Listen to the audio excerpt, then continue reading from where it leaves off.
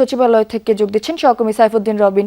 সরাসরি যাচ্ছি তার কাছে। রবিন, বৈঠক শেষে তো নেতা কর্মীরা বের হয়ে আসলেন, ওনারা কি জানালেন আমাদেরকে বিস্তারিত জানাবেন। যদি আপনি যেমনটি বলছিলেন যে রাষ্ট্রপতি হিসেবে বাংলাদেশের 23তম রাষ্ট্রপতি হিসেবে বিএনপির মনোনয়ন পেলেন দলের মহাসচিব মির্জা ফখরুল ইসলাম আলমগীর, যিনি এখন সদ্য সাবেক মহাসচিবও বটে, এবং স্থানীয় সরকার মন্ত্রী, মহাসচিব এবং স্থায়ী কমিটির সদস্য থেকে ইতিমধ্যেই পদত্যাগ করছেন। স্থানীয় সরকার মন্ত্রী হিসেবে তিনি দায়িত্ব পালন করছিলেন, সেখান থেকেও পদত্যাগ করার কথা রয়েছে মির্জা ফখরুলের। তিনিও বৈঠক শেষে বেশ আবেগঘন পরিবেশই বলা চলে, কেননা খানিকটা বিষাদ যেমনটা ছিল, হাসি মুখ নিয়েই তিনি এই সচিবালয় মন্ত্রিপরিষদ বিভাগ থেকে তিনিও বেরিয়ে গেছেন, অর্থাৎ সচিবালয় থেকে বেরিয়ে গেছেন।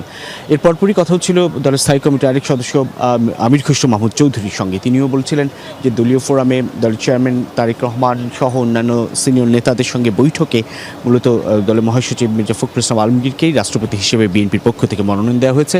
কিন্তু মির্জা ফখরুল ইসলাম আলমগীর যেহেতু মহাসচিব এবং পদাধিকার বলে স্থায়ী কমিটির সদস্য পদ সেখান থেকে পদত্যাগ করেছেন, সেক্ষেত্রে তার শূন্য পদে অর্থাৎ মহাসচিব হিসেবে, ভারপ্রাপ্ত মহাসচিব হিসেবে কে দায়িত্ব পালন করবেন কিংবা সিনিয়র যুগ্ম মহাসচিব হিসেবে কে দায়িত্ব পালন করবেন, সেই বিষয়টি নিয়ে আলোচনা হয়েছে কিনা বা কোনো ধরনের সিদ্ধান্ত হয়েছে কিনা, সেই প্রশ্ন ছিল আমির খসরু মাহমুদ চৌধুরীর কাছে।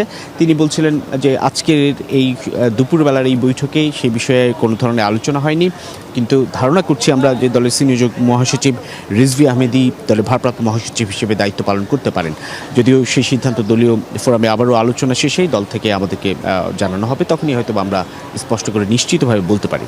কিন্তু যেটি বলছিলাম যে এর আগে সংসদের চিফ হুইপ নুরুল ইসলাম মনি এবং অন্যান্য হুইপ যারা রয়েছেন, আশরাফুদ্দিন নিজাম, রকিবুল ইসলাম বকুল, জি.কে. ঘোষ, তারাও এসেছিলেন, এই বৈঠকে ছিলেন, এবং সেই সঙ্গে দলের যুগ্ম মহাসচিব শহীদুদ্দিন চৌধুরী আইনি, হাবিব নবী খান সোহেল, ইমরান সালে প্রিন্স, তারাও ছিলেন।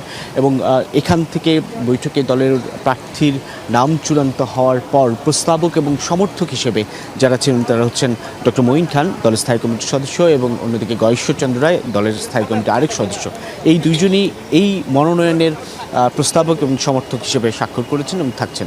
পরবর্তীতে সেই মনোনয়নপত্র নিয়েই দলের সিনিয়র যুগ্ম মহাসচিব এবং প্রধানমন্ত্রীর রাজনৈতিক উপদেষ্টা রিজভী আহমেদের নেতৃত্বে সংসদের হুইপ এবং অন্যান্য যুগ্ম মহাসচিবরা রয়েছেন, তারা নির্বাচন কমিশন সচিবালয়ের উদ্দেশ্যে রওনা করেন।